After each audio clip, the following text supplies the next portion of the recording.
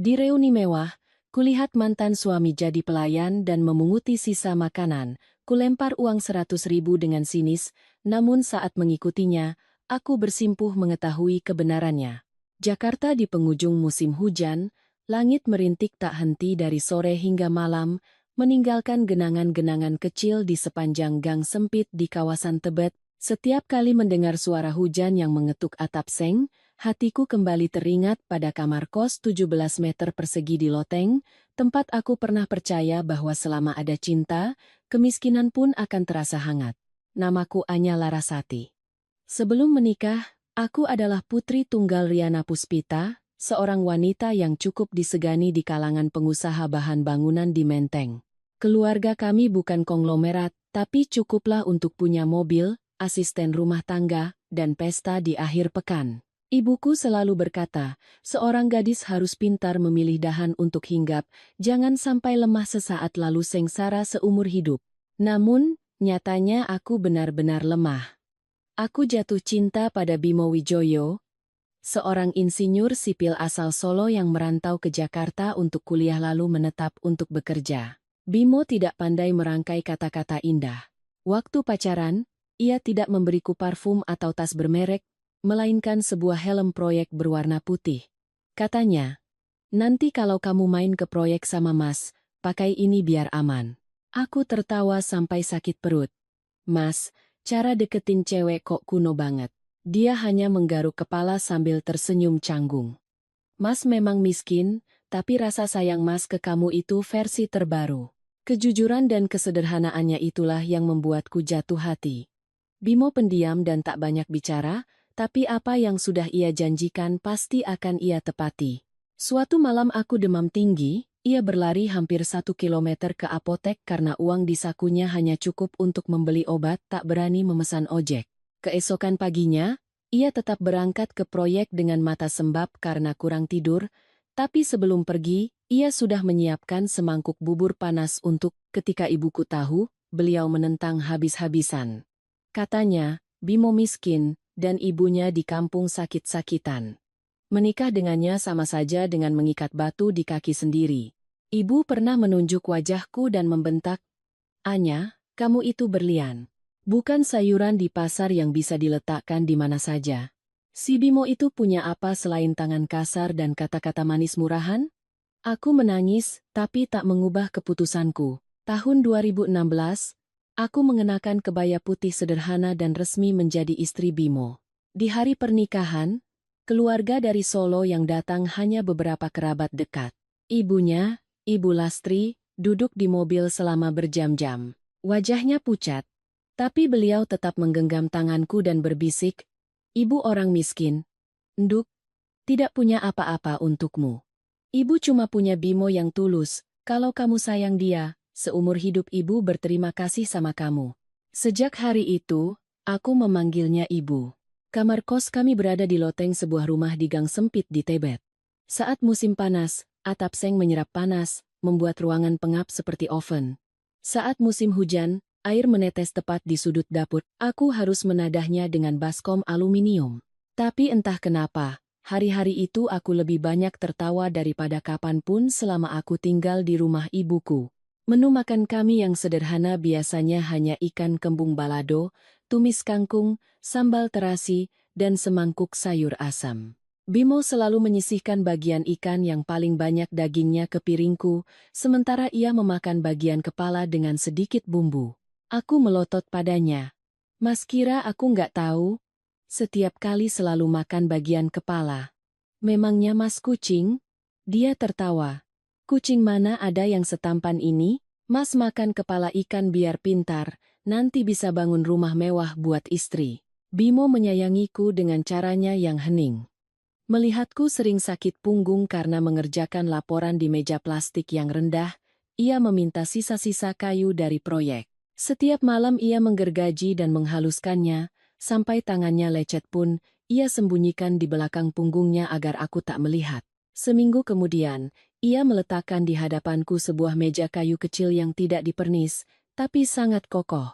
Di sudut meja, ia mengukir dua huruf, A, B, goresan pisaunya kikuk, tapi hatiku luluh karenanya. Namun, hidup tak selamanya berisi tawa. Ibu Lastri menderita penyempitan katup jantung yang parah, diperburuk dengan komplikasi gagal ginjal. Setiap bulan beliau harus minum obat dan sesekali datang ke Jakarta untuk cuci darah. Gaji Bimo sebagai insinyur tidak seberapa, lebih dari setengahnya ia kirim ke kampung. Aku tahu itu, jadi aku mulai mengurangi belanja, membeli kosmetik, bahkan mengurangi waktu nongkrong di kafe dengan teman-teman. Setiap kali ibu datang untuk periksa, aku memasakkan bubur, membelikan susu, dan memijat kakinya. Ibu selalu berkaca-kaca. Menantu orang lain dikasih emas sama mertua, kamu ikut keluarga ibu malah cuma dapat penyakit dan utang. Aku memeluk bahunya dan berkata tulus, ibu jangan bicara begitu. Anya menikah dengan Mas Bimo, berarti ibu juga ibu Anya. Aku pernah percaya bahwa tahun-tahun itu adalah fondasi terkuat dalam hidupku.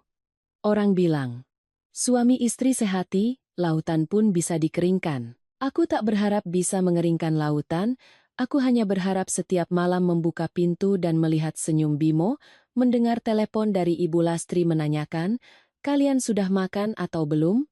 Itu sudah cukup, hanya ibuku yang tak pernah bisa menerima.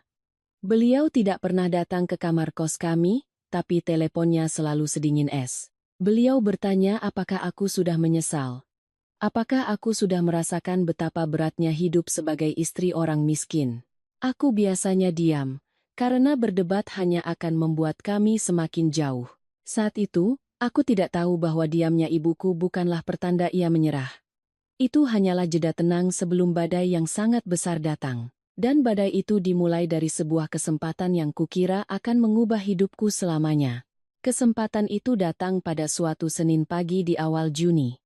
Hujan baru saja reda di Jakarta, Jalan Sudirman masih basah. Aku sedang memeriksa daftar harga material untuk proyek baru ketika sekretaris memanggilku ke ruang direktur. Mendengar suaranya yang serius, aku sempat mengira aku membuat kesalahan laporan. Jantungku berdebar kencang. Pak Guntur, direktur perusahaan, duduk di belakang mejanya dengan setumpuk berkas tebal di hadapannya. Beliau menatapku sejenak lalu tersenyum. Anya, saya bicara langsung saja. Cabang kita di Osaka sedang butuh seorang manajer operasional regional. Saya ingin mengirim kamu ke sana selama 3 tahun. Gaji pokok 100 juta per bulan, belum termasuk bonus proyek dan tunjangan tempat tinggal. Aku terpaku. Angka 100 juta itu seperti sengatan listrik yang menjalar di punggungku. Bagi kami saat itu bukan sekadar gaji. Itu adalah uang obat untuk Ibu Lastri, kamar kos yang tidak bocor, dan kesempatan agar Bimo tak perlu lagi berpanas-panasan di proyek sampai kulitnya legam. Pak Guntur mendorong cangkir teh ke arahku, suaranya pelan. Saya tahu ini akan jadi keputusan sulit karena keluarga. Saya pernah bertemu suamimu sekali saat perusahaan kita merenovasi gudang. Bimo cepat sekali membaca gambar teknis, bicaranya sangat profesional. Kalian berdua orang-orang yang kompeten, jangan biarkan kemiskinan membuat kalian takut. Aku memegang berkas itu dengan hati yang kalut. Ada rasa senang, ada rasa bangga, tapi kekhawatiran jauh lebih besar. 3 tahun bukan 3 hari. Seorang istri jauh dari suami selama 3 tahun, ibu mertua sakit parah di kampung, dan rumah kecil kami belum sempat diramaikan suara tangis bayi. Memikirkannya saja, tenggorokanku tercekat. Sore itu, aku pulang ke kamar kos lebih awal.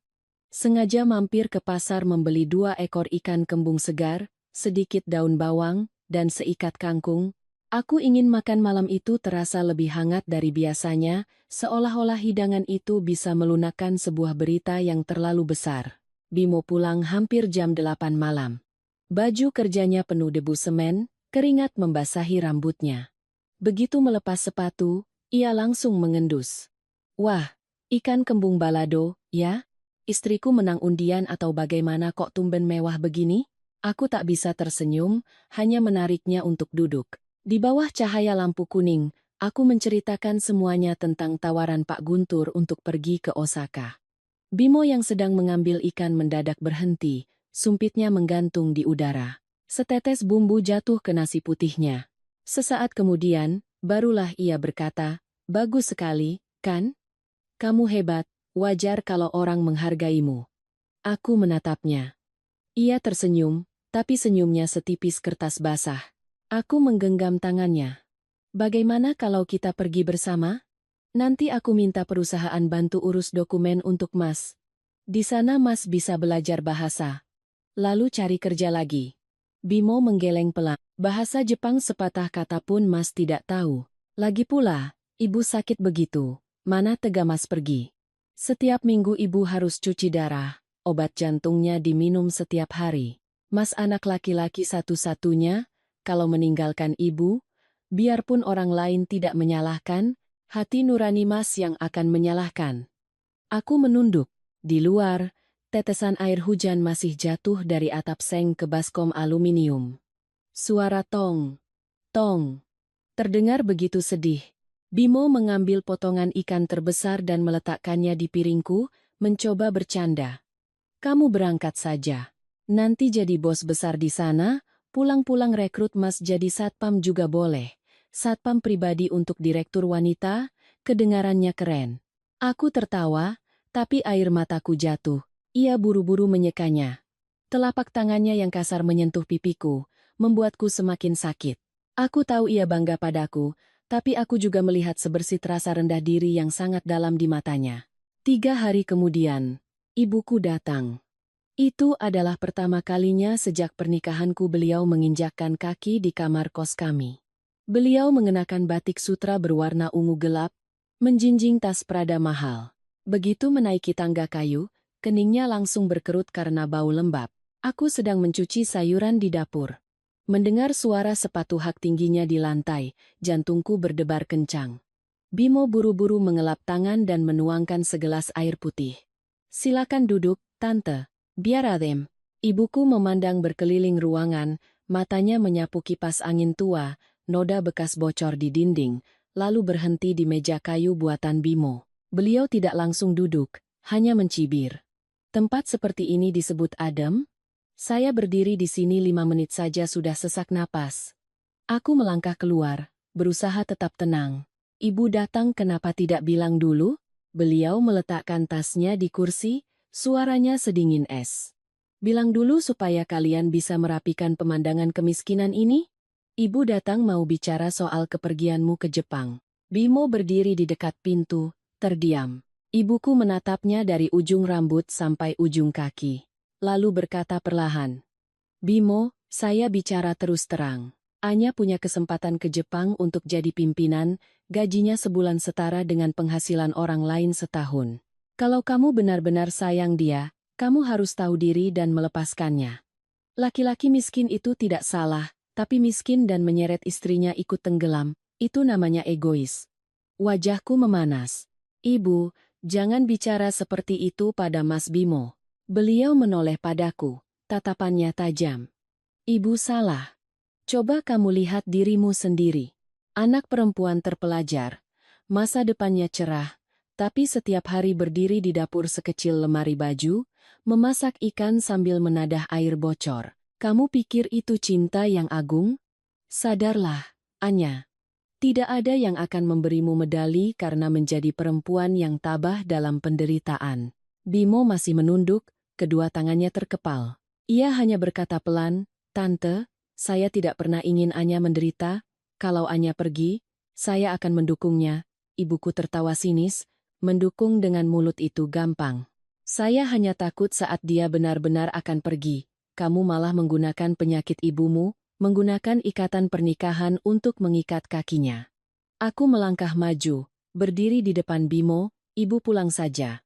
Ini urusan kami, biar kami yang selesaikan. Beliau menatapku lama sekali.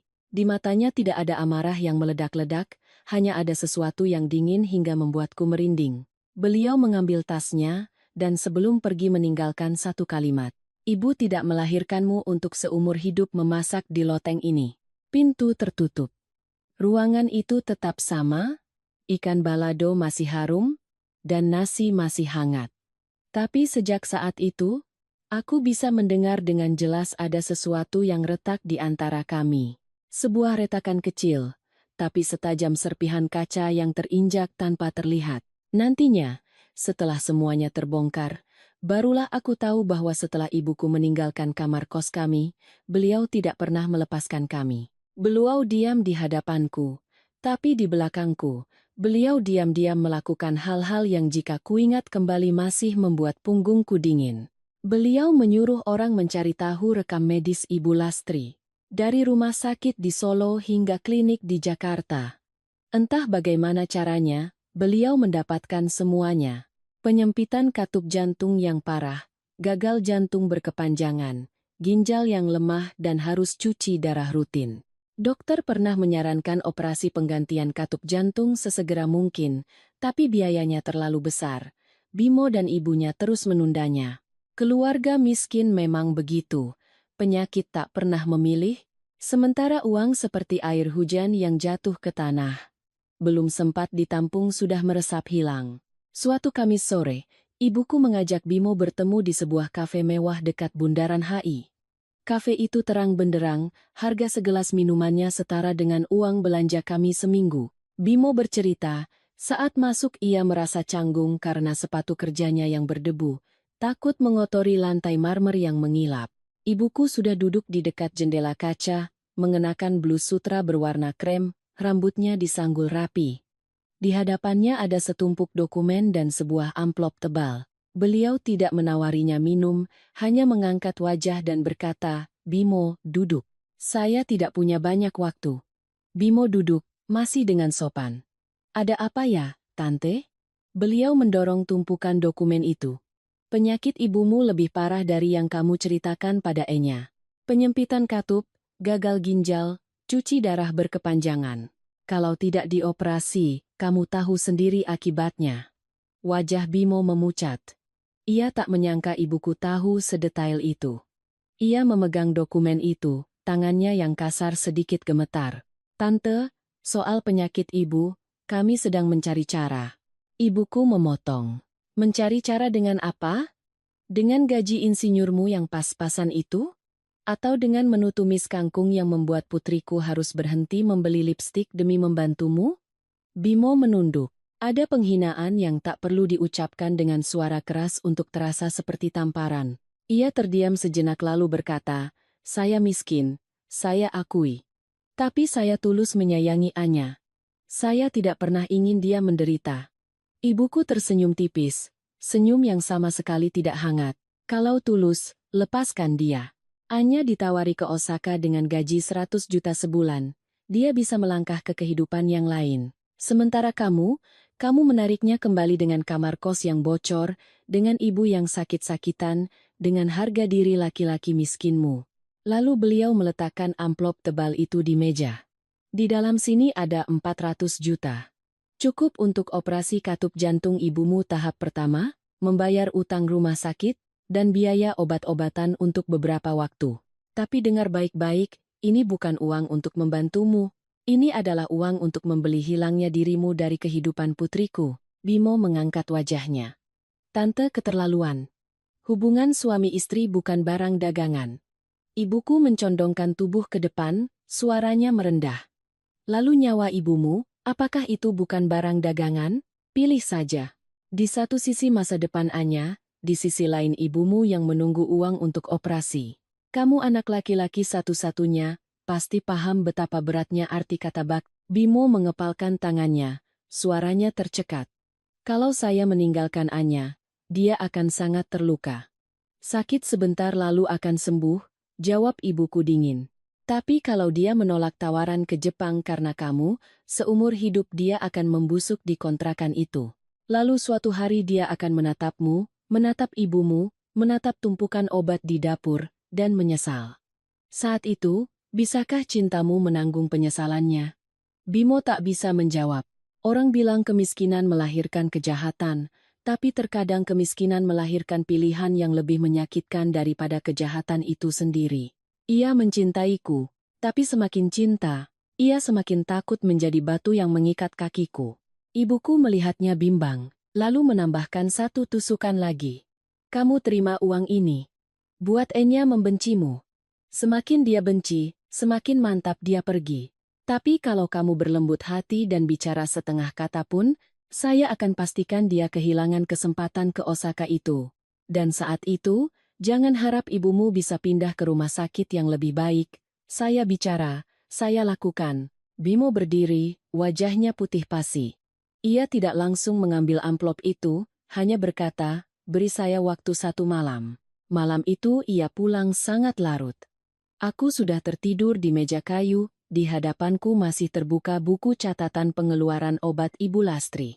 Aku samar-samar ingat, ada sebuah tangan yang menarik selimut tipis dan menyelimuti bahuku. Saat itu aku mengira ia hanya lelah, jadi aku diam saja. Aku tak tahu bahwa laki-laki itu sedang menatapku seolah itu adalah kali terakhir ia menatap rumahnya. Pagi harinya, Bimo pergi ke rumah sakit tempat Ibu Lastri dirawat. Ibu tidur gelisah, selang infus menancap di tangannya, napasnya berat. Ia duduk di lorong, kedua sikunya bertumpu pada lutut, menunduk sangat lama.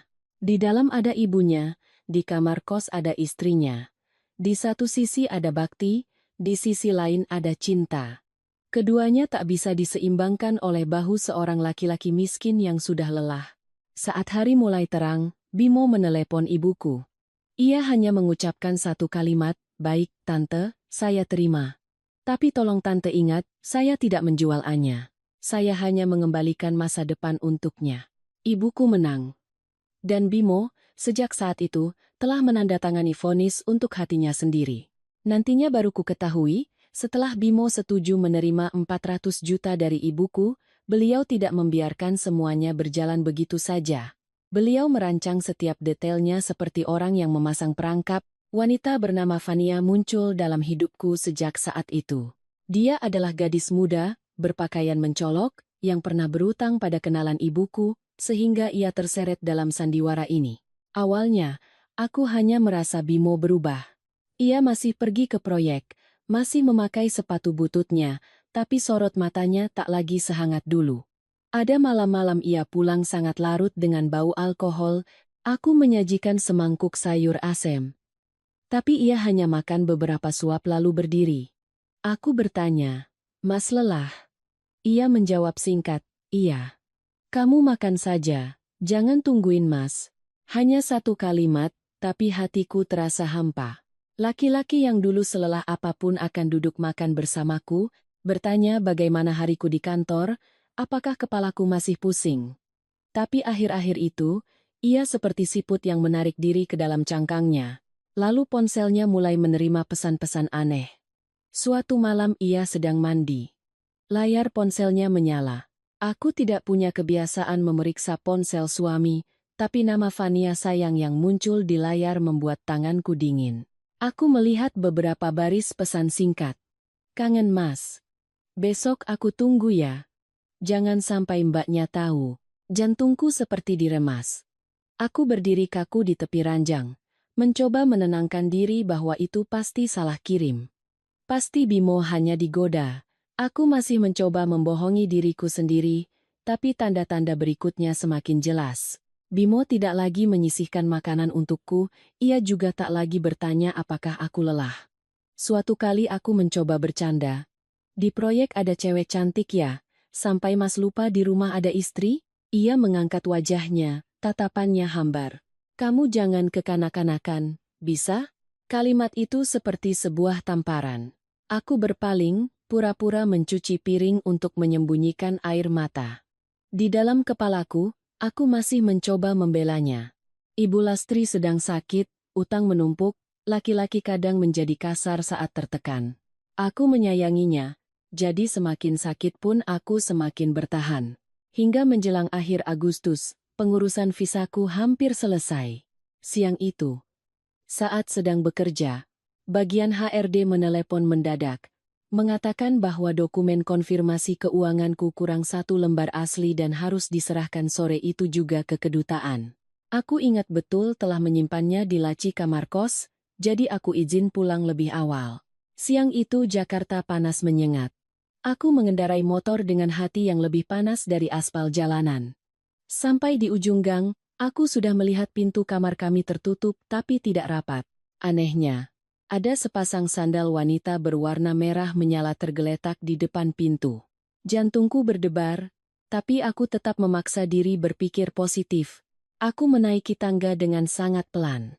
Tangan yang baru saja menyentuh gagang pintu sudah mendengar tawa seorang wanita yang renyah namun genit dari dalam.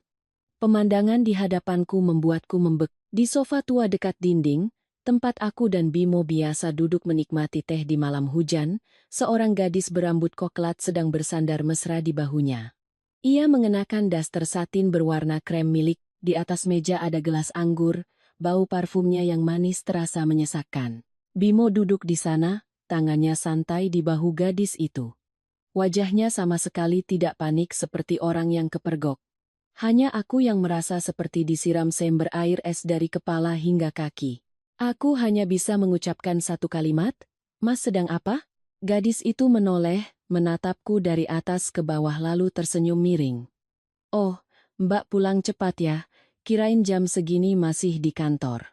Aku menatap Bimo, menunggunya berdiri, menunggunya berkata ini semua salah paham, menunggunya marah karena gadis itu tidak sopan. Tapi tidak. Ia berdiri perlahan, suaranya dingin sampai aku tak mengenalinya. "Kamu sudah lihat, jadi tidak perlu disembunyikan lagi." Telingaku berdenging. "Apa maksudmu?" Bimo menghindari tatapanku, mengucapkan setiap kata seperti pisau yang mengiris. "Mas sudah lelah dengan hidup seperti ini, kamu selalu memikirkan kariermu, kesempatan ke Jepang itu. Sementara Mas terjebak dalam kemiskinan dan ibu yang sakit. Vania lebih mengerti Mas daripada kamu." Aku terhuyung seolah lantai di bawahku runtuh. "Mas bisa-bisanya bilang begitu? Aku melakukan semua ini juga untuk kita, untuk ibu." Vania menyela, suaranya manis tapi menyakit. "Mbak jangan salahkan Mas Bimo. Laki-laki manapun pasti suka bersama orang yang bisa memanjakannya.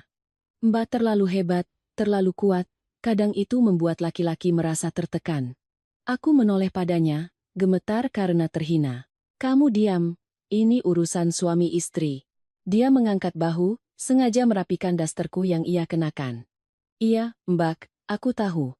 Tapi sepertinya mulai sekarang harus disebut urusan masa lalu." Aku menatap Bimo untuk terakhir kalinya. Aku butuh satu kalimat penyelamat darinya, satu saja. Tapi ia hanya berdiri diam, tangannya terkulai, wajahnya sekeras batu. Keheningannya itulah yang menghancurkan sisa-sisa harapan dalam diriku. Aku bergegas mengambil berkas di laci, air mata mengalir tak tertahankan. Sebelum melangkah keluar, aku menoleh, suaraku parau.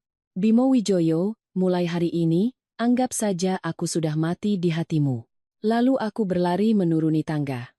Matahari di luar begitu terik, tapi di mataku semuanya gelap. Kamar kos 17 meter persegi yang pernah menjadi rumah terhangat dalam hidupku, sejak saat itu telah berubah menjadi tempat yang paling menyakitkan. Aku tidak kembali ke kamar kos itu lagi. 3 hari setelah siang itu, aku menyewa kamar hotel kecil di dekat kantor. Siang hari aku bekerja seperti mayat hidup, malam hari aku menatap layar ponsel sampai mata lelah, berharap Bimo menelepon sekaligus takut ia menelepon. Wanita memang aneh. Ditusuk begitu dalam, tapi masih menanti si pemegang pisau bertanya apakah rasanya sakit. Tapi Bimo tidak bertanya apakah aku sakit. Di hari ketiga, ia menelepon. Suaranya serak dan dingin, sesingkat orang yang membahas jual beli. "Besok datang ke kantor notaris di Jalan Sabang, tanda tangan surat-suratnya, jangan diulur-ulur lagi." Aku menggenggam erat ponsel, bertanya dengan tercekat, "Mas tidak ada yang mau dijelaskan?" Di seberang sana hening beberapa detik, lalu ia menjawab, "Sudah lihat dengan mata kepala sendiri, masih perlu penjelasan apa lagi? Anya, kita sudah selesai." Satu kalimat, "Kita sudah selesai." Begitu ringan seolah menepis debu dari baju. Aku tertawa sementara air mata jatuh ke punggung tanganku. Ternyata orang yang pernah berkata akan menyayangiku sampai tua, saat ingin melepaskan, bisa melakukannya semudah memotong benang. Keesokan paginya, aku datang ke kantor notaris.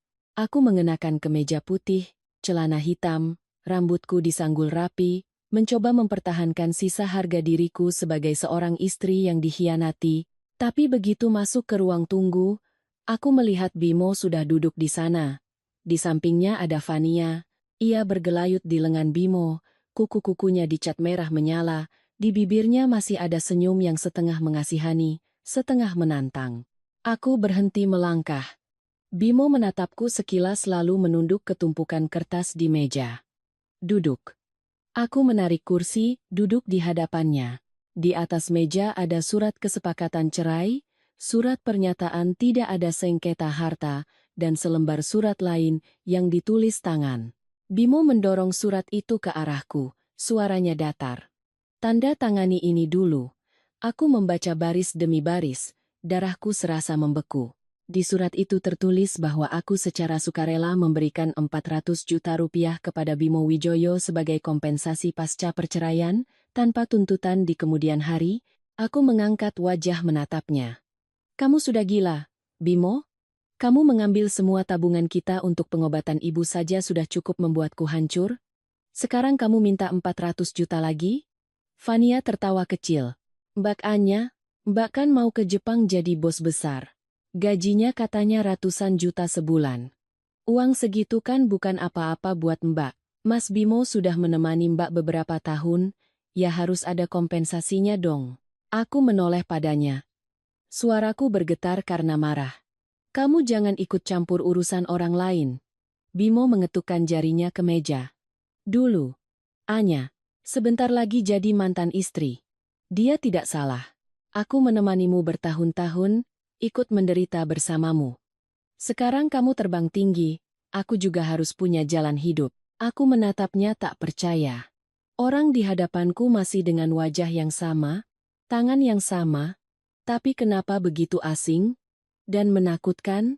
Aku bertanya, kamu butuh uang untuk hidup atau untuk membiayai perempuan ini? Bimo tersenyum sinis.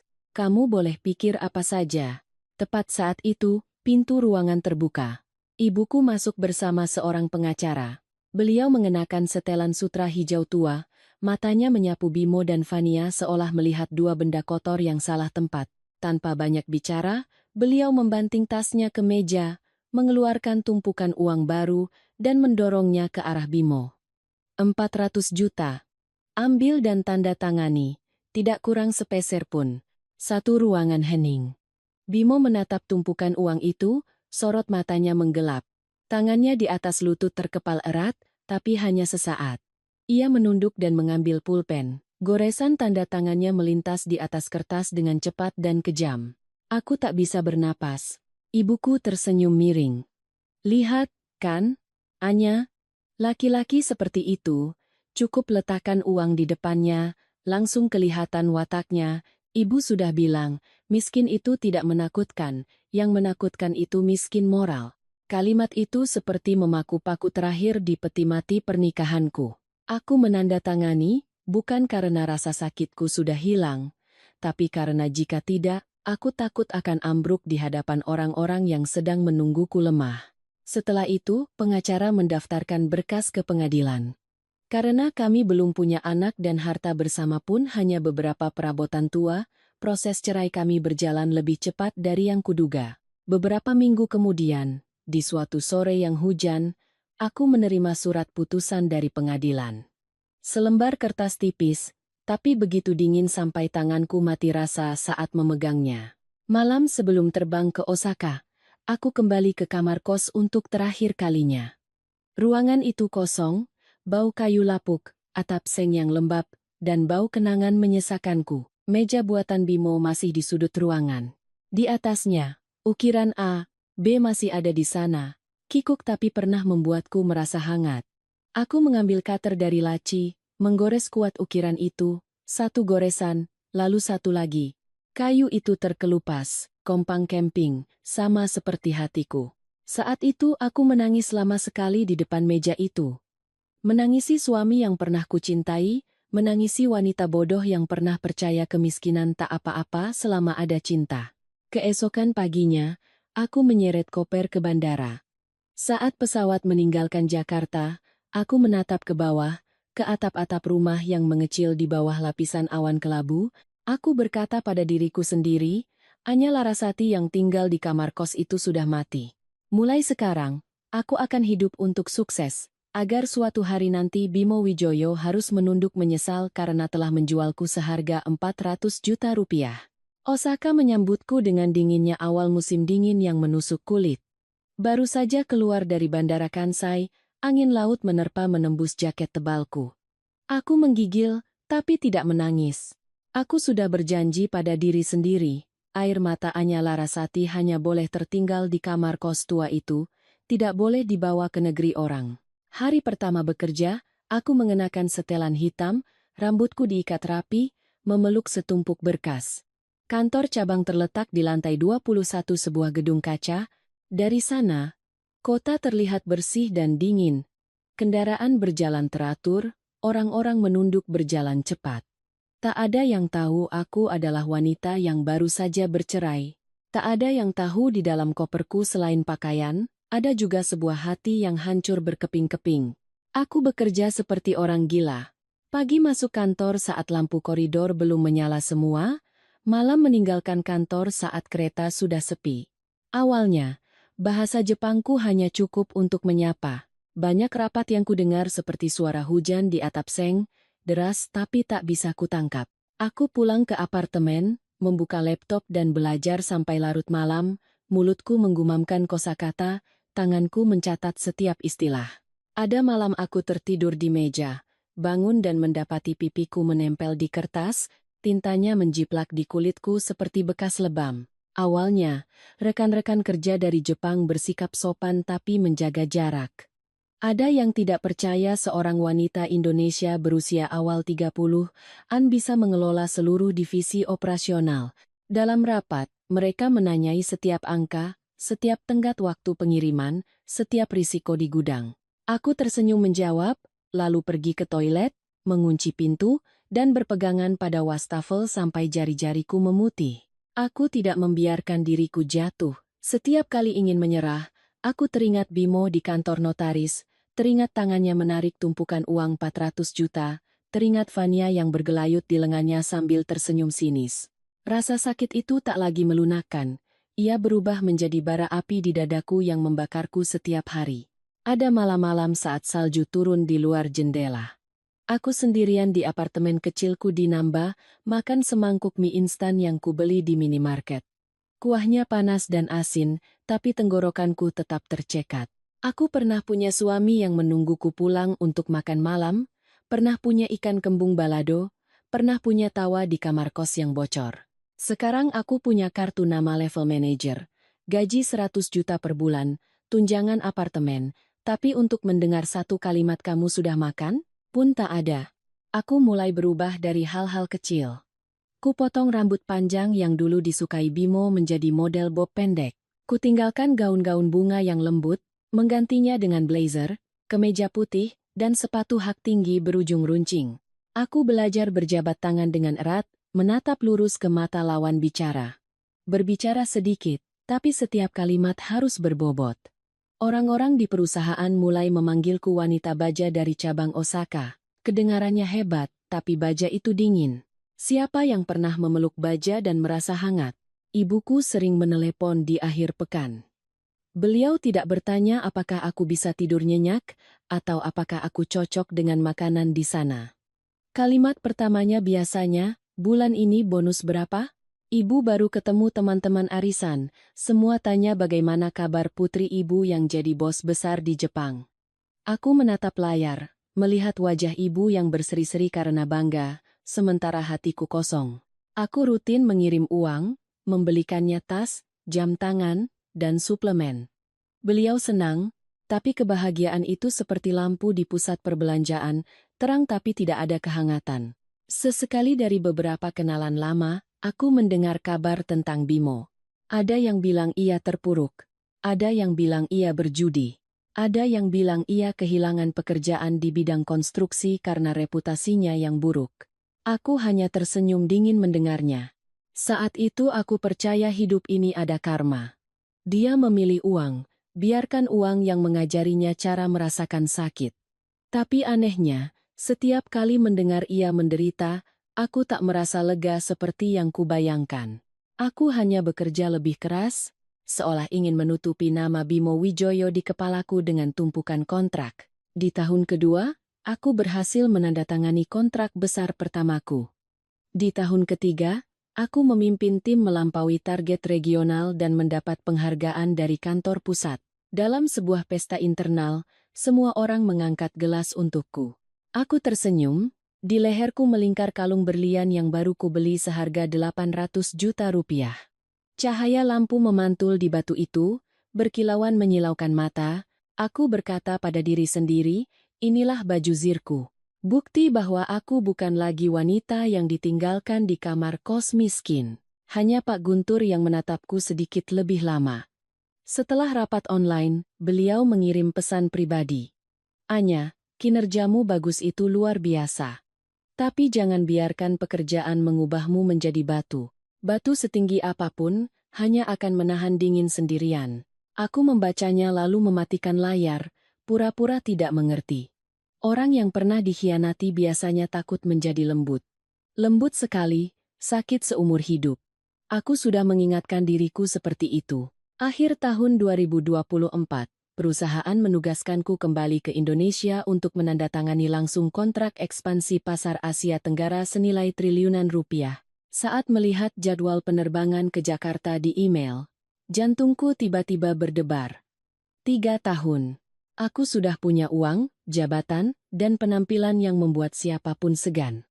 Tapi di saat mematikan lampu apartemenku di Osaka, aku sadar, orang yang paling ingin kulihat menyaksikan semua kemegahanku ini, tetaplah orang yang pernah kusumpahi akan kulupakan. Pesawat mendarat di Soekarno-Hatta pada suatu siang di bulan Desember. Jakarta tidak punya salju, tidak punya angin yang menusuk seperti Osaka, hanya ada matahari keemasan yang menyiram aspal, suara klakson yang sahut-menyahut, dan aroma kopi yang samar-samar tercium di lobi kedatangan. 3 tahun jauh dari rumah, kukira aku sudah lupa semua itu. Nyatanya, begitu melangkah keluar, hatiku langsung terasa berat seperti bertemu kawan lama. Aku pulang kali ini bukan untuk liburan.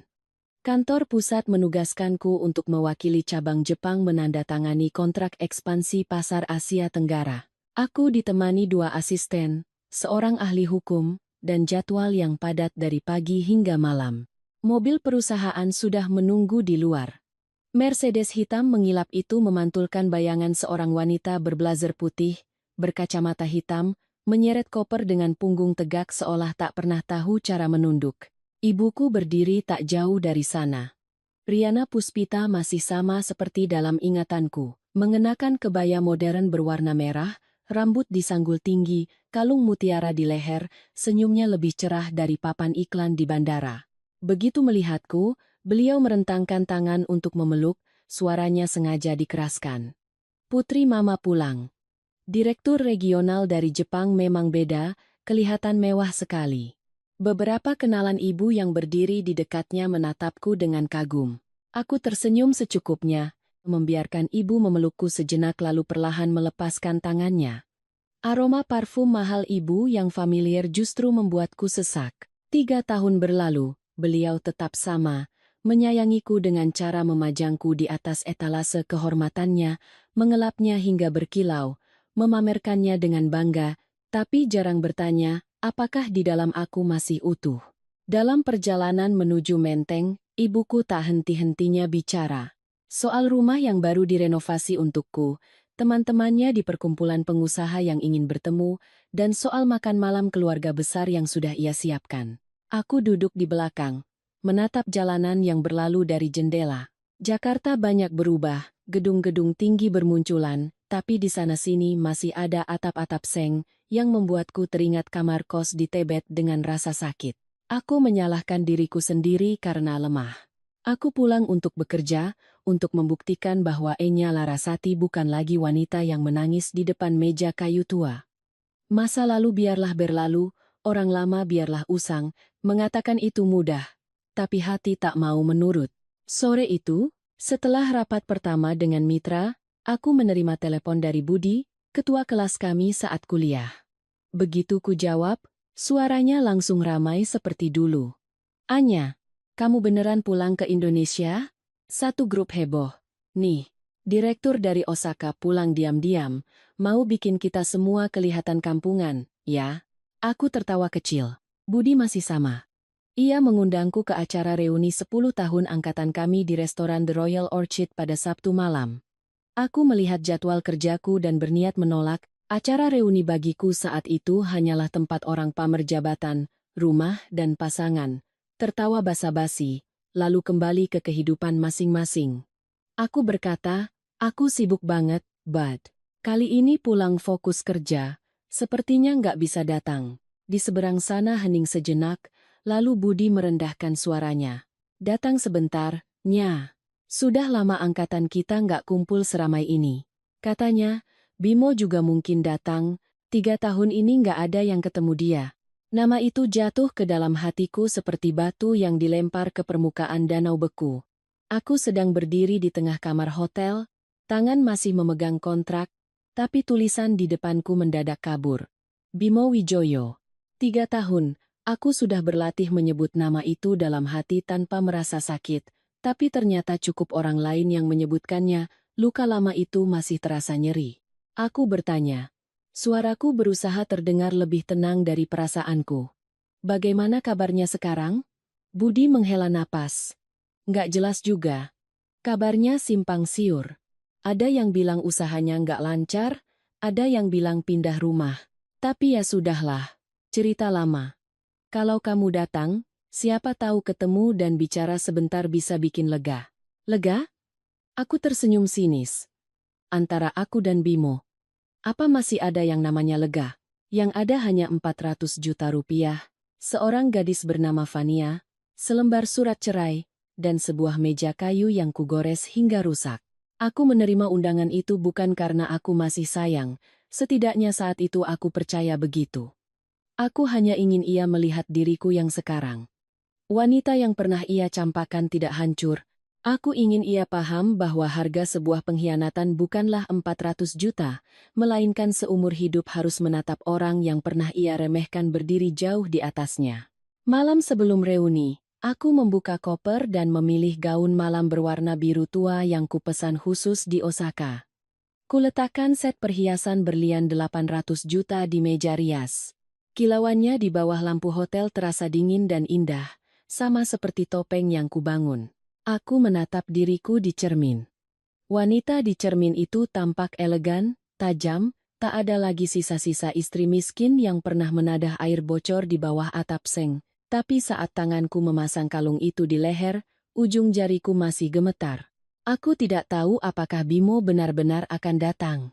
Aku juga tidak tahu jika bertemu lagi, tatapan seperti apa yang akan ia berikan. Meremehkan, menyesal, atau datar seperti saat menandatangani surat cerai?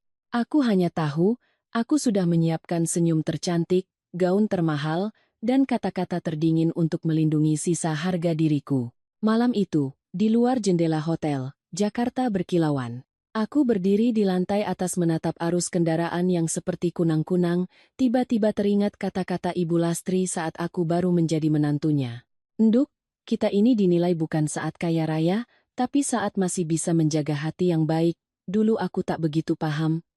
Sekarang, aku salah memahaminya karena dibimbing oleh kebencian. Sabtu malam, restoran The Royal Orchid berkilauan seperti kotak kristal di tengah kota. Begitu masuk, aku sudah mendengar alunan piano yang lembut, aroma parfum, anggur, dan makanan mahal berbaur menjadi satu.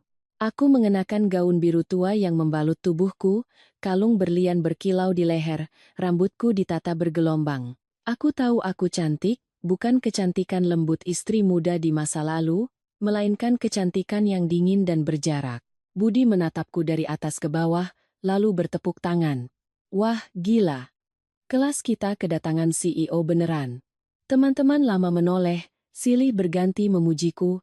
Ada yang bertanya tentang kehidupanku di Osaka, ada yang bertanya soal gaji, ada yang setengah bercanda meminta dibukakan jalan bisnis. Aku tersenyum secukupnya, mengangkat gelas bersulang dengan mereka, tapi hatiku tak merasa senang. Aku mencari Bimo. Mataku menyapu setiap meja, setiap wajah yang familiar namun asing setelah 10 tahun. Aku bertanya-tanya, Bimo akan datang dengan penampilan seperti apa? Mungkin ia lebih kurus, lebih kusam. Mungkin ia akan canggung saat melihat aku, bahkan sudah menyiapkan beberapa kalimat dingin untuk menjawab jika ia mendekat. Tapi aku tak melihatnya di meja manapun. Saat kami sedang bersulang, tiba-tiba terdengar suara gaduh dari ujung ruangan. Seorang tamu tak sengaja menumpahkan segelas anggur merah ke lantai marmer putih. Seorang pelayan berseragam hitam segera mendekat, membungkuk untuk membersihkan tumpahan itu. Awalnya aku hanya melirik sekilas, tapi postur punggung yang kurus itu, cara ia sedikit memiringkan kepala saat meraih lap, begitu familiar hingga jantungku serasa berhenti berdetak. Aku menatap lebih saksama. Tangan itu pernah mengompres keningku saat demam. Pundak itu, kini kemejanya sudah memudar. Rambut yang dulu hitam lebat, kini terselip beberapa uban. Laki-laki yang sedang berjongkok di lantai mengilap itu adalah Bimo Wijoyo. Aku membeku. Jika saat itu ada yang bilang hati bisa terasa panas membara dan dingin membeku di saat yang bersamaan, aku akan percaya. Aku tak bisa membayangkan mantan suamiku, yang dulu seorang insinyur, yang pernah bertengkar denganku hanya karena ingin memberikan bagian ikan terbaik untuk istrinya, kini berdiri di sini dengan seragam pelayan, diam-diam membersihkan tumpahan anggur seolah ia dilahirkan untuk melakukan itu. Aku belum sempat sadar sepenuhnya saat melihatnya berjalan ke arah troli makanan. Di atas piring-piring sisa, masih ada beberapa udang, beberapa potong steak yang nyaris utuh. Bimo melirik ke sekeliling, lalu dengan cekatan memindahkan sisa makanan yang masih bersih itu ke dalam sebuah kotak plastik kecil yang ia sembunyikan di rak bawah troli. Sebuah pisau tak terlihat menusuk hatiku. Segala kebencian dan sumpah serapah yang kusimpan untuknya selama bertahun-tahun tiba-tiba meluap. Aku berjalan lurus ke arahnya, suara sepatu hak tinggiku menggema di lantai. Beberapa teman menyadari raut wajahku yang aneh, dan ikut menoleh. Aku berdiri tepat di depannya. Ia mengangkat wajah. Untuk sesaat, matanya tampak terkejut, tapi ia tak berkata apa-apa. Aku tertawa. Suaraku setajam pecahan kaca. Kukira kamu akan datang sebagai teman seangkatan, ternyata kamu muncul dengan cara seperti ini. Meja kami mendadak hening. Budi membuka mulut hendak menengahi, tapi urung. Bimo sedikit menundukkan kepala. Maaf Bu, akan saya bersihkan. Panggilan formal itu seperti menyiram bensin ke api. Aku menatap kotak plastik di tangannya lalu berkata lebih keras, cukup untuk didengar meja-meja di sekitar. Dari insinyur jadi pemungut sisa makanan, hidup memang penuh kejutan. Kenapa? Biaya hidup dengan pacar barumu mahal sekali sampai harus memunguti udang dan steak sisa orang? Bimo mengepalkan tangannya yang memegang lap, tapi tetap tak menjawab. Keheningannya membuatku semakin tertantang. Kukira aku akan melihatnya malu, canggung, atau menyesal. Tapi ia hanya berdiri di sana, kurus, kusam, dan diam, seolah kata-kataku tak lagi cukup kuat untuk menyakitinya. Aku tersenyum sinis.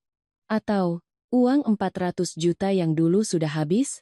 Uang hasil menjual istri memang tidak akan bertahan lama, kan? Teman-temanku mulai saling pandang dengan canggung. Seorang teman perempuan menarik lenganku.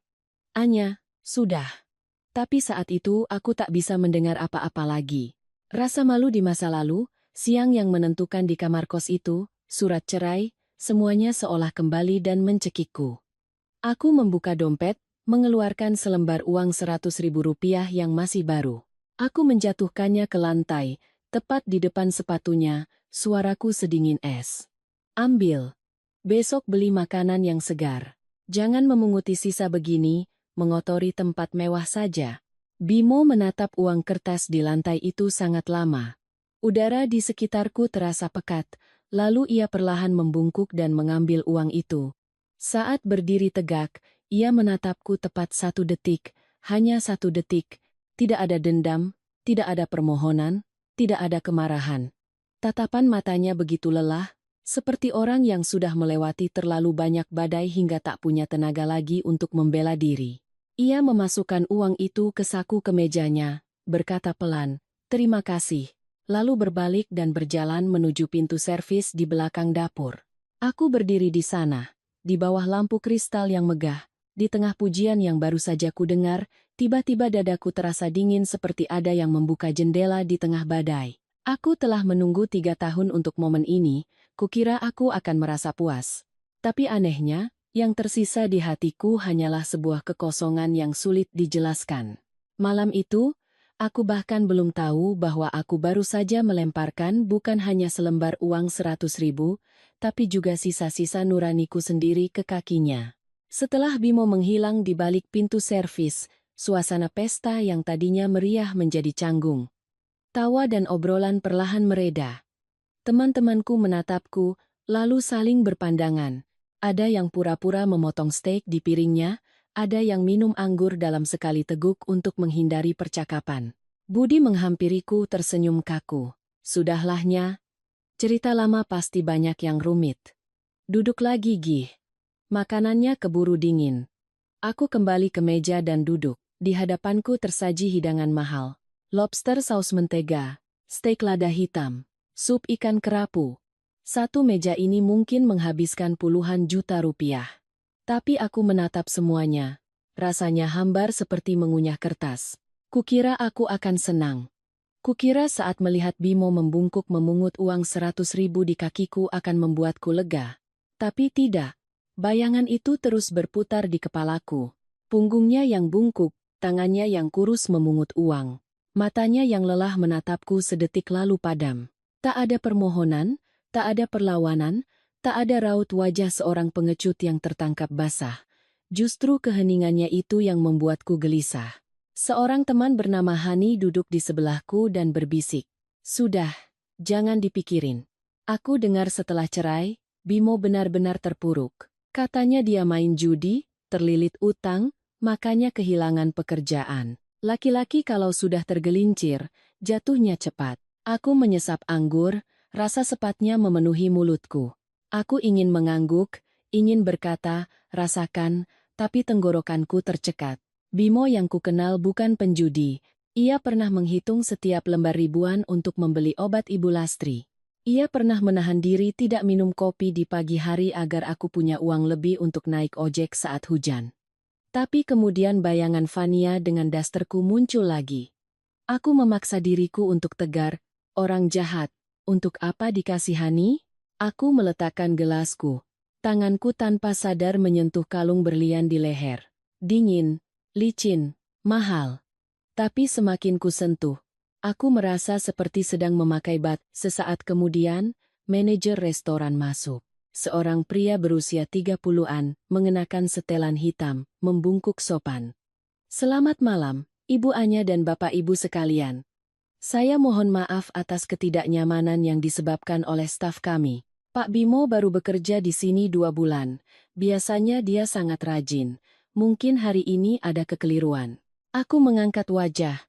Apa dia sering mengumpulkan sisa makanan seperti itu? Manajer itu tampak ragu. Begini Bu, sebenarnya sudah kami tegur beberapa kali, tapi dia hanya mengambil makanan sisa yang masih bersih dan belum banyak disentuh tamu. Katanya, di rumah ada ibunya yang sudah tua dan sakit parah, makannya harus dijaga dan biayanya mahal. Pernah ada sisa sup ikan, dia minta izin untuk dibawa pulang untuk ibunya. Saya kasihan, jadi saya biarkan saja. Jantungku berdebar kencang. Ibu tua sakit parah. Aku bertanya lagi. Suaraku serak. Sakit apa? Kurang tahu persis, Bu. Katanya sering keluar masuk rumah sakit. Pak Bimo ambil shift malam supaya siangnya bisa mengantar ibunya berobat. Orangnya pendiam. Disuruh apa saja mau. Cuma kebiasaan mengambil sisa makanan itu yang sulit dihilangkan. Aku tak mendengar kalimat selanjutnya. Seluruh ruangan terasa menjauh. Wajah Ibu Lastri muncul dalam ingatanku, dengan tangan kurusnya dan suara medoknya yang lembut. Makan yang banyak, enduk, biar badannya berisi. Selama menjadi menantunya, beliau tulus menyayangiku. Seorang ibu mertua miskin yang tak bisa memberiku emas, tapi setiap kali datang dari Solo selalu membawakan oleh-oleh, entah itu mangga atau jajanan pasar. Aku lupa menanyakan bagaimana kabarnya selama 3 tahun ini. Pikiran itu membuatku begitu gelisah hingga aku harus berdiri. Budi menatapku. Kenapanya? Aku agak pusing, mungkin jet lag. Aku meraih tasku, mencoba menjaga suara agar tetap normal. Biaya makan malam ini biar aku yang bayar. Kalian lanjutkan saja. Tidak ada yang menahanku. Mungkin mereka juga lega aku pergi agar suasana tidak lagi tegang. Keluar dari restoran, angin malam menerpa wajahku. Sopir membukakan pintu mobil. Kita pulang ke Menteng, Bu. Aku masuk ke mobil, menatap ke arah samping restoran. Entah apa yang mendorongku, aku berkata, tidak. Tolong putar ke gerbang belakang untuk karyawan. Matikan lampu mobil dan parkir agak jauh. Sopir itu tampak heran tapi tidak bertanya. Sekitar 10 menit kemudian, pintu besi di belakang restoran terbuka.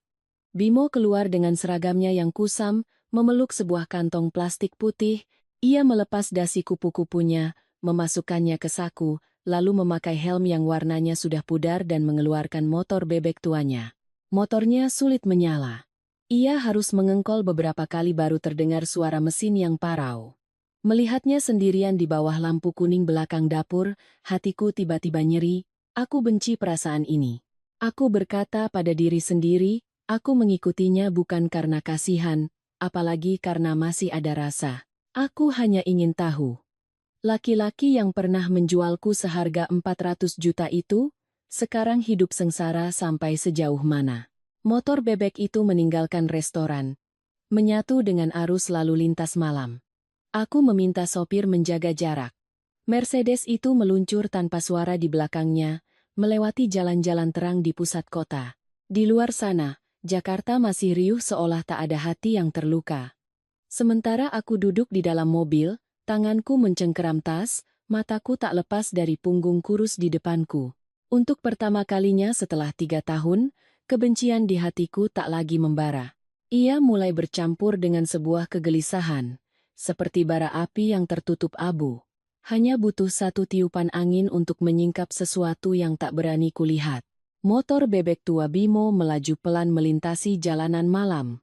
Dari pusat kota yang gemerlap, ia berbelok ke arah jembatan layang lalu menyusuri jalanan yang semakin redup cahayanya. Di sepanjang jalan, toko-toko mewah berganti dengan deretan rumah-rumah petak, papan nama yang usang, dan warteg yang sedang membereskan dagangannya. Aku duduk di dalam mobil, menatap dari balik kaca gelap. Kantong plastik yang digantung Bimo di motornya bergoyang-goyang setiap kali melewati lubang. Ia memegang kemudi dengan satu tangan, sementara tangan lainnya sesekali membetulkan kantong itu seolah takut jatuh. Hanya beberapa potong sisa makanan, tapi ia menjaganya seperti barang berharga. Sopir melirik dari kaca spion, bertanya ragu. Bu, masih mau diikuti? Jalan di depan sepertinya agak sulit. Aku menjawab cepat, ikuti terus. Jangan sampai dia tahu. Mobil terus melaju, akhirnya masuk ke sebuah area kontrakan di dekat perbatasan Jakarta. Gangnya begitu sempit hingga Mercedes yang kunaiki tampak seperti tamu salah alamat. Di kiri kanan berjejer rumah-rumah petak dengan atap seng berkarat dan kabel listrik yang semrawut. Bau selokan, bau lembab, dan bau ikan asin goreng dari salah satu rumah masuk ke dalam mobil saat aku menurunkan kaca. Bimo berhenti di depan sebuah rumah petak di ujung gang. Pintunya terbuat dari kayu yang salah satu sudutnya sudah lapuk, dari dalam memancar cahaya lampu kuning yang redup. Ia mematikan mesin, dengan hati-hati mengambil kantong makanannya, lalu masuk. Bayangannya yang sedikit bungkuk memanjang di dinding yang kotor. Aku meminta sopir parkir di sudut yang gelap lalu turun dari mobil. Sepatu hak tinggiku langsung terbenam di genangan lumpur tipis. Aku mengerutkan kening, mengangkat gaunku, dan melangkah hati-hati di pinggir dinding. Gaun malam seharga puluhan juta ini tiba-tiba terasa begitu konyol. Di tempat ini, berlian di leherku tak mampu menerangi apapun, hanya membuatku merasa seperti orang asing yang salah tempat. Aku mendekati rumah petak itu. Pintunya sedikit terbuka. Dari dalam terdengar suara seorang wanita yang lemah dan serak. Bimo, kamu sudah pulang, Le? Kok malam sekali pulangnya? Aku membeku. Suara itu. Suara Ibu Lastri. Aku menempelkan tanganku ke dinding kayu, napasku tertahan. Di dalam terdengar suara kantong plastik, lalu suara Bimo yang begitu lembut sampai kukira aku salah dengar. Masih suaranya, Tapi tidak lagi dingin seperti di restoran, tidak lagi asing seperti saat di kantor notaris. Suara itu hangat dan penuh kesabaran. Iya, Bu, Bimo pulang. Tadi di restoran ada acara besar, Bimo dapat sedikit udang sama steak, masih bersih kok. Ibu makan ya, biar ada tenaga. Besok kan Bimo antar ibu periksa lagi. Kata dokter, tidak boleh telat makan. Ibu Lastri menghela napas, suaranya tipis. Kamu saja yang makan, Le. Ibu sudah tua, makan enak juga tidak akan membuat lebih sehat. Kamu seharian berdiri melayani orang, kakimu pasti sakit sekali. Bimo mencoba tertawa. Ibu ini bagaimana? Makanan ini di restoran mahal ho. Dulu Bimo sama Anya lihat menunya saja bisa pingsan. Sekarang ada yang bersih bisa dibawa pulang untuk ibu, anggap saja kita makan mewah. Aku mendengar candaan itu, tanpa sadar air mataku mengalir. Ia masih sama. Bahkan dalam kesulitan, ia masih mencoba membuat orang sakit tersenyum. Di dalam hening sejenak, lalu suara Ibu Lastri tercekat. Kasihan anakku. Sarjana teknik, tapi sekarang harus jadi pelayan, memunguti sisa makanan orang untuk ibunya. Kalau bukan karena penyakit ibu ini, kamu tidak akan jadi begini, Bimo menjawab pelan. Ibu jangan bicara begitu. Selama ibu masih ada di sini sama Bimo, itu sudah cukup. Lalu Anya. Ibu Lastri menyebut namaku, setiap suku katanya seperti jatuh tepat di jantungku. Sekarang bagaimana kabarnya ya? Dulu kalau tidak ada kejadian itu, kalian tidak akan sampai begini. Kasihan anak itu, dia tulus sekali menyayangimu. Aku mencengkeram dinding, kuku-kukuku menggores kayu yang lapuk. Bimo terdiam lama sekali. Saat ia bicara lagi, suaranya sudah parau. Anya hidupnya sudah baik, Bu.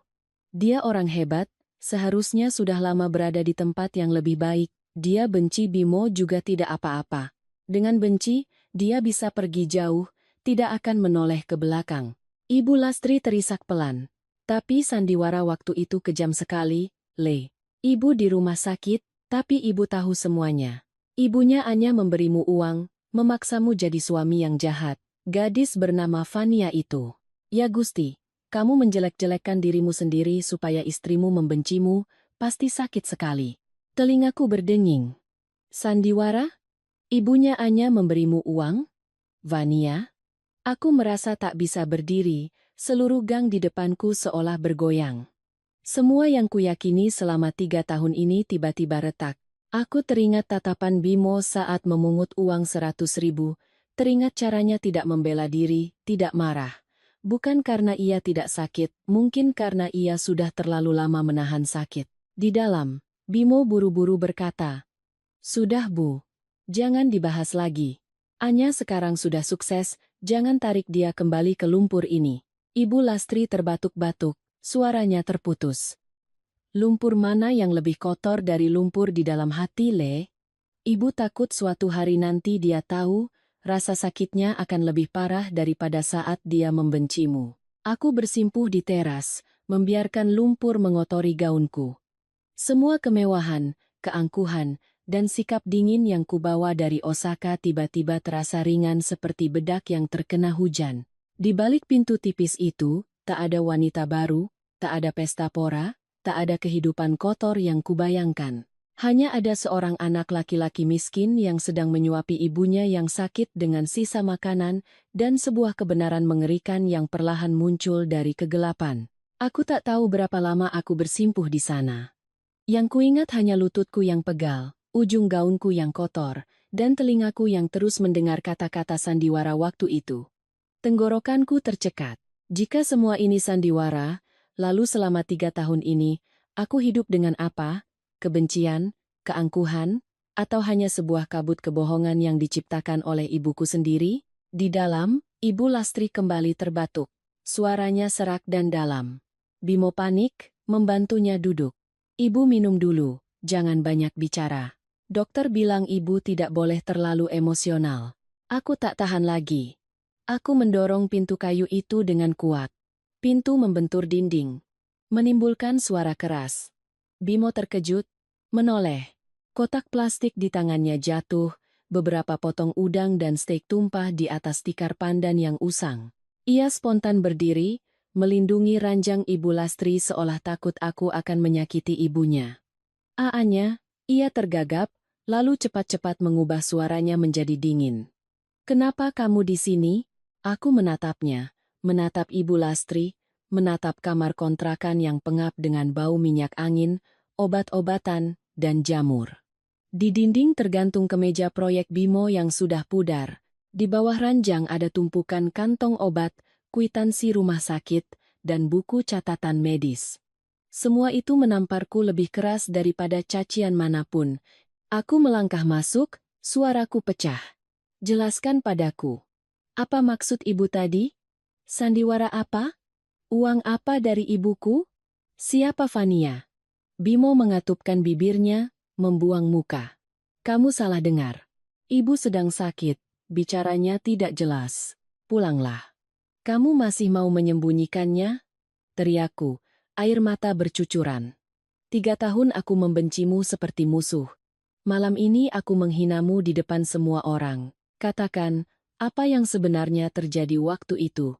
Ibu Lastri diranjang gemetar, mengulurkan tangannya padaku.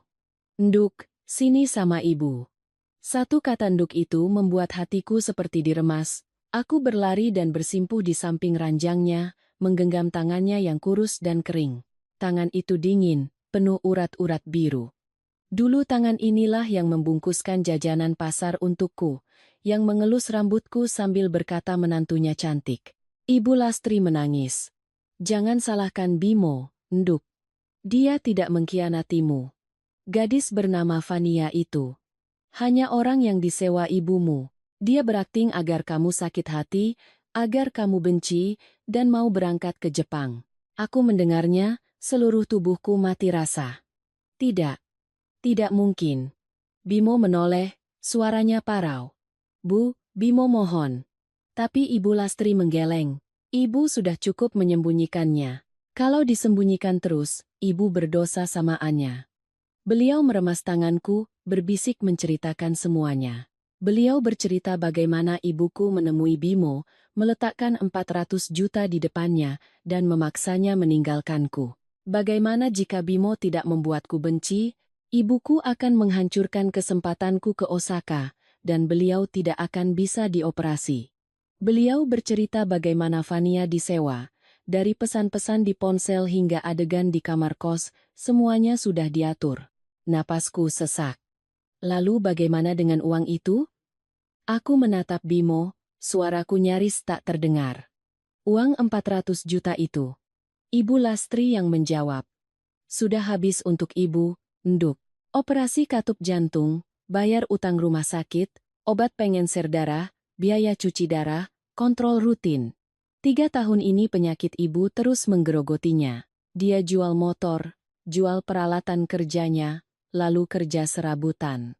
Uang dari ibumu tidak membeli kesenangan apapun, hanya membeli tambahan waktu beberapa bulan untuk ibu bisa hidup. Bimo berdiri di samping meja, bahunya terkulai. Ia tidak menangis, tapi matanya merah. Aku melihat tangannya, tangan yang pernah menandatangani surat cerai, yang pernah memungut uang yang kulempar, kini gemetar saat berpegangan pada kursi plastik. Ibu Lastri melanjutkan, suaranya parau. Setelah itu, ibumu menyebar gosip kalau Bimo suka berjudi dan meninggalkan istri karena uang. Perusahaan-perusahaan konstruksi tidak ada yang mau menerimanya lagi. Dia harus tetap di Jakarta untuk mengantar ibu cuci darah, jadi siangnya kerja serabutan, malamnya jadi pelayan. Nuk, dia menderita tapi tidak berani bicara setengah kata pun karena takut kamu tahu dan kembali. Aku menoleh pada Bimo. Kenapa kamu tidak bilang padaku? Kita suami istri. Miskin ya kita hadapi bersama. Sakit ya kita cari jalan bersama. Kenapa kamu memutuskan sendiri nasibku? Saat itulah Bimo akhirnya menatapku. Tatapan matanya dalam dan lelah seperti sumur yang kering. Karena kalau aku bilang, kamu akan membuang kesempatan ke Osaka, membuang masa depanmu untuk ikut aku merawat ibu. Lalu suatu hari kamu akan lelah, kamu akan menatapku, menatap ibu, menatap kontrakan ini, dan menyesal. Anya, Aku bisa menahan kebencianmu, tapi aku tidak akan sanggup melihatmu mengubur masa depanmu karena aku. Aku tak sanggup berdiri lagi. Aku menunduk di tepi ranjang Ibu Lastri, menangis sejadi-jadinya. Bu, aku salah. Aku salah sama Ibu, sama Mas Bimo.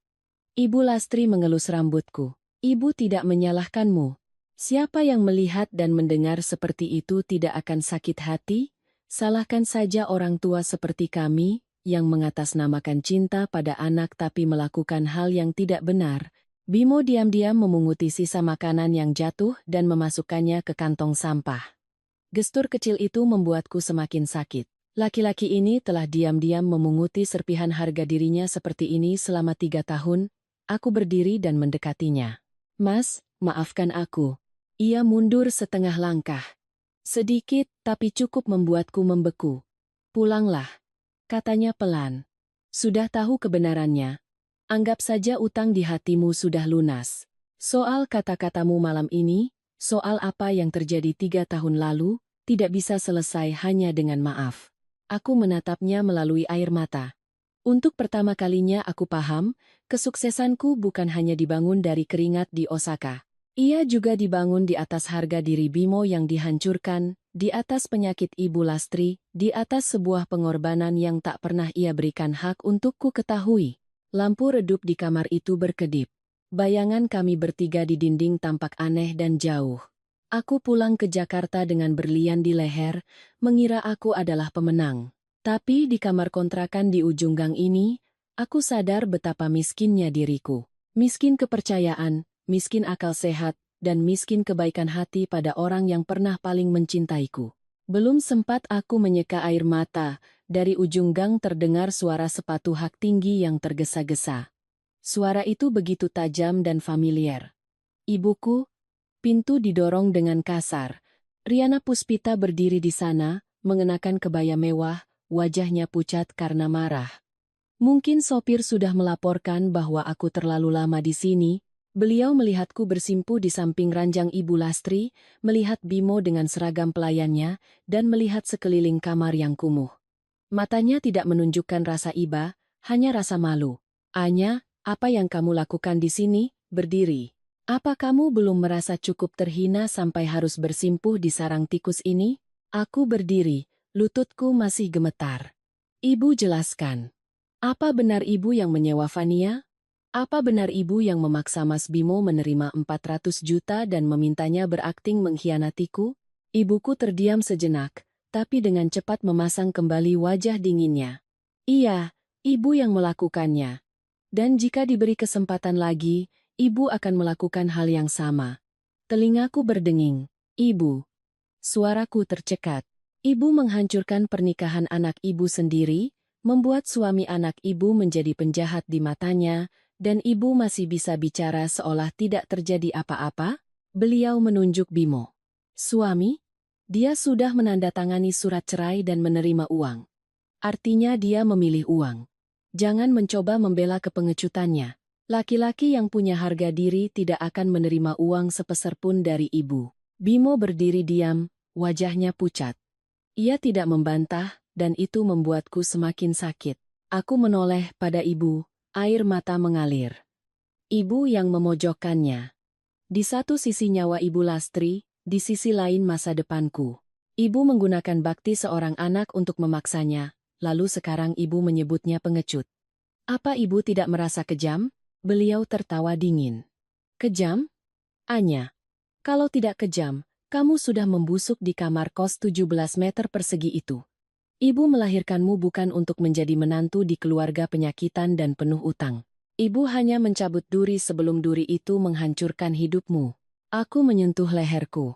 Kalung berlian 800 juta itu masih di sana, dingin.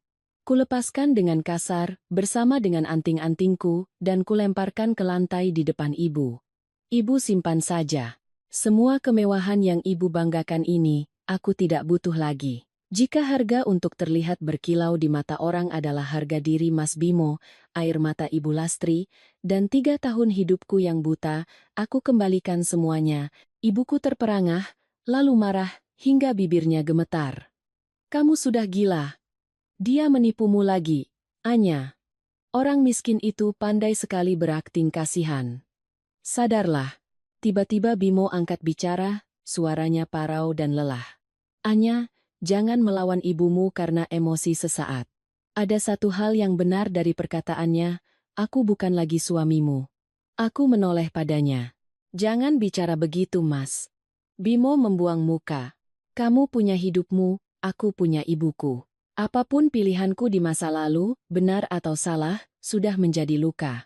Kamu tidak perlu masuk ke sini dan mengotori dirimu sendiri. Aku melangkah mendekat, gemetar, meraih tangannya. Beri aku kesempatan untuk menebus kesalahanku. Aku tidak minta dimaafkan sekarang. Aku hanya minta izin untuk tinggal, untuk melakukan sesuatu untuk ibu, untukmu. Ia menarik tangannya, pelan tapi tegas. Sudah terlambat, Anya.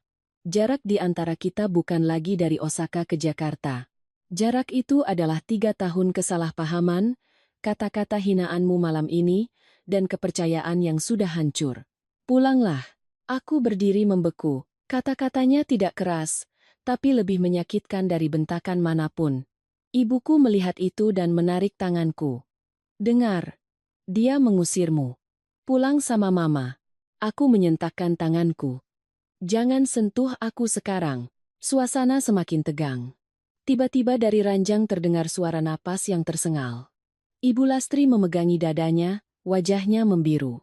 Bimo panik. Ibu. Ibu kenapa? Aku melupakan semua amarah. Langsung menelepon ambulans. Suaraku gemetar saat menyebutkan alamat. Ibu Lastri mencoba menggenggam tanganku, tapi tangannya sedingin es. Beberapa belas menit kemudian, suara siren memecah keheningan malam. Petugas medis masuk dengan berangkar. Bimo ikut naik ke ambulans, wajahnya pucat pasi. Tanpa pikir panjang, aku melempar sepatuku dan berlari tanpa alas kaki mengikuti berangkar itu. Di belakang, ibuku berdiri di tengah kamar kontrakan, di kakinya tergeletak perhiasan berlian yang berkilauan. Untuk pertama kalinya dalam hidupku, aku tidak menoleh ke belakang. Malam itu rumah sakit terasa begitu putih dan dingin. Lampu koridor memantul di lantai, bau desinfektan begitu tajam. Ibu Lastri langsung dibawa ke UGD. Tirai biru ditutup di depan kami. Bimo berdiri kaku di luar, kedua tangannya terkulai, seragam pelayannya masih melekat di badan. Aku mendekat. Mas Bimo. Ia tidak menoleh. Matanya terpaku pada pintu UGD. Kamu tidak perlu di sini. Pulanglah. Aku menelan air mata. Ibu juga ibuku. Bimo tersenyum sinis. Senyum yang terdengar seperti sobekan kertas. Jangan panggil begitu lagi. 3 tahun ini kamu bukan lagi menantu di keluargaku. Satu kalimat itu membuatku terdiam. Tapi aku tidak pergi. Aku duduk di kursi besi di seberangnya. Kakiku yang tak beralas kaki mulai terasa perih. Hampir 1 jam kemudian, seorang dokter keluar, wajahnya serius. Pasien mengalami gagal jantung akut. Beruntung dibawa tepat waktu, sehingga kondisinya stabil. Tapi keluarga harus bersiap. Jika ingin memperpanjang harapan hidup, harus segera dilakukan operasi penggantian katup jantung.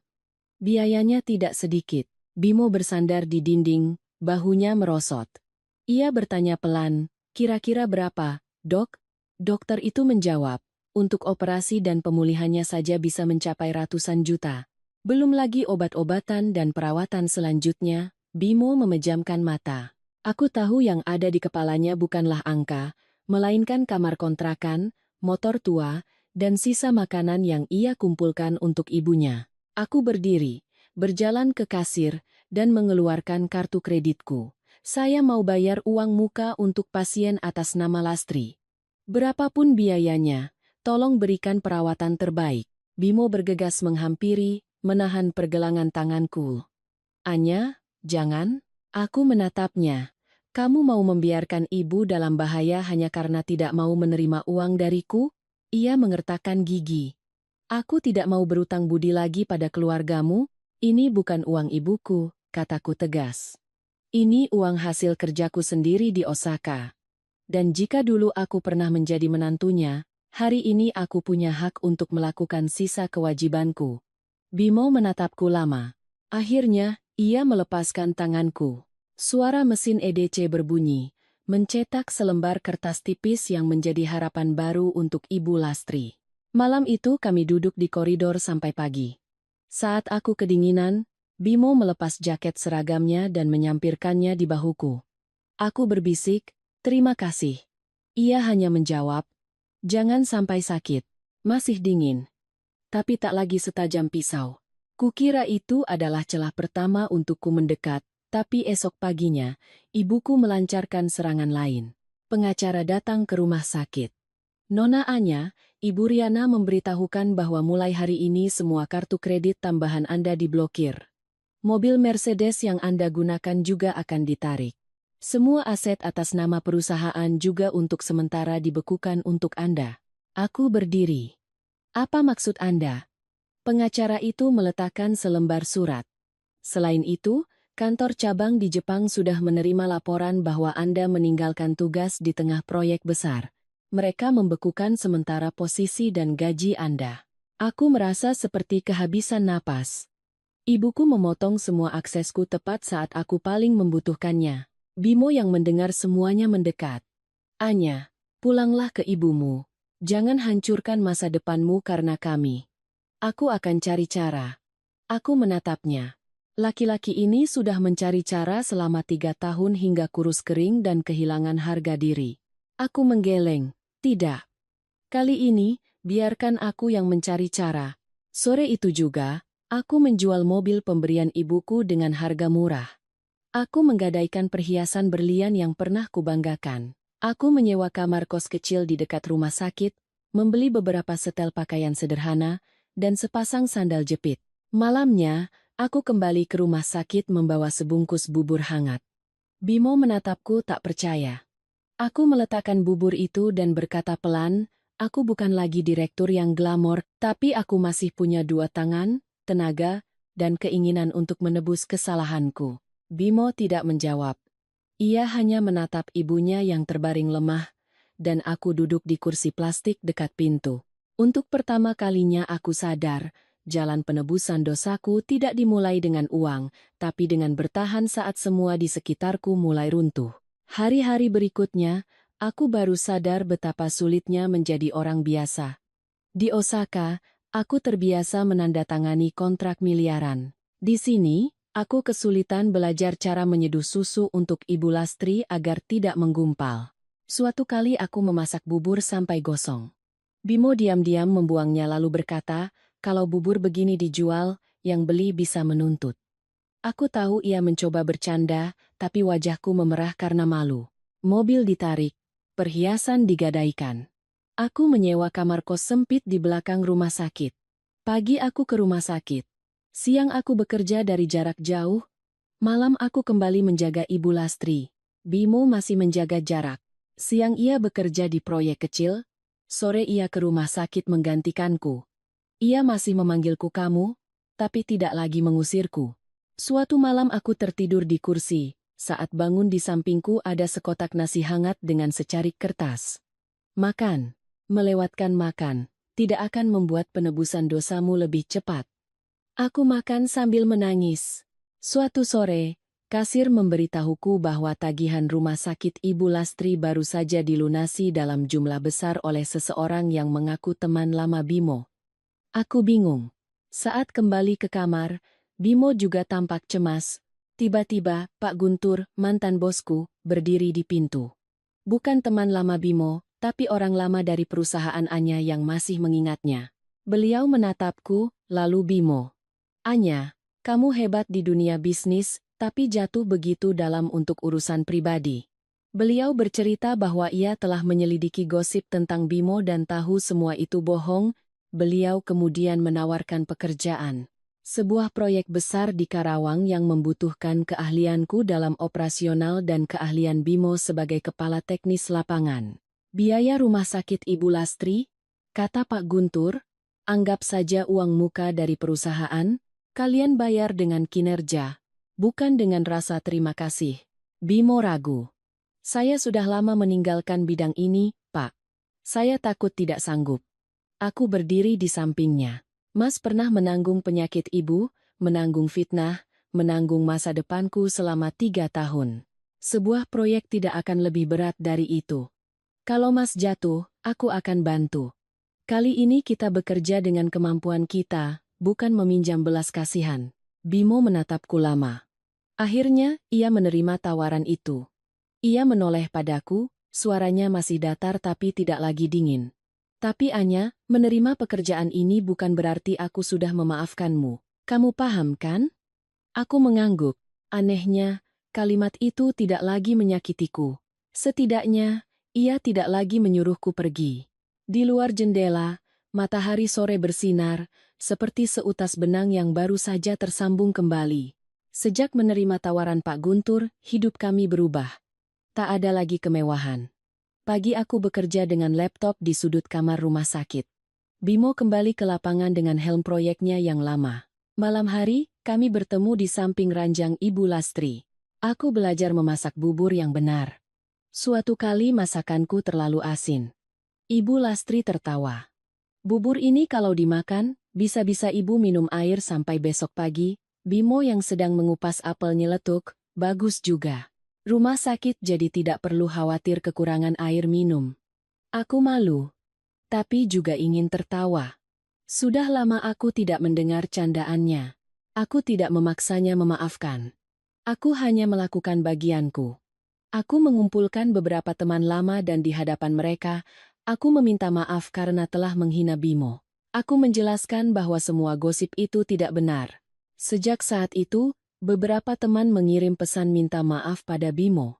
Aku tahu harga diri tidak bisa kembali dalam sehari, tapi setidaknya aku mulai memunguti kepingan yang telah kuhancurkan. Di proyek Bimo menemukan kembali dirinya.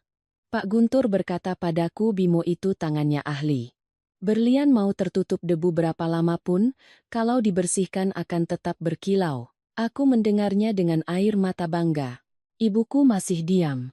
Sampai suatu malam, aku melihatnya berdiri di koridor rumah sakit, menatapku yang tertidur di samping ranjang Ibu Lastri, dan Bimo yang dengan lembut menyelimutiku dengan jaketnya.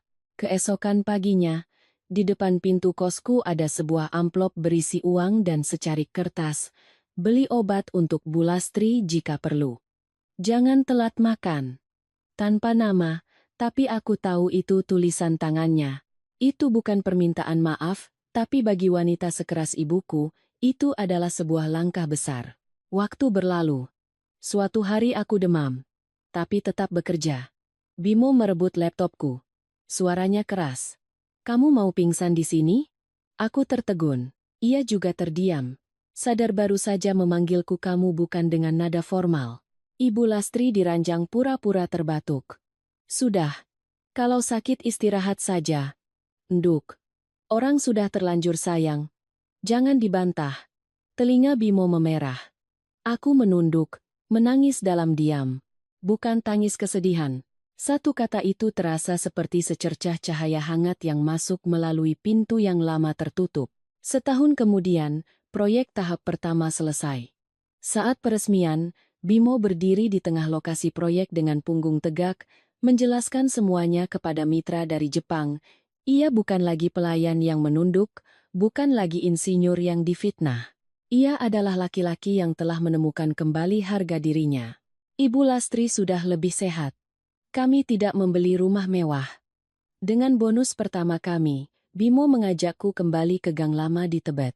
Kamar kos 17 meter persegi itu kami sewa lagi, kami bersihkan, agar akhir pekan Ibu Lastri bisa beristirahat di sana.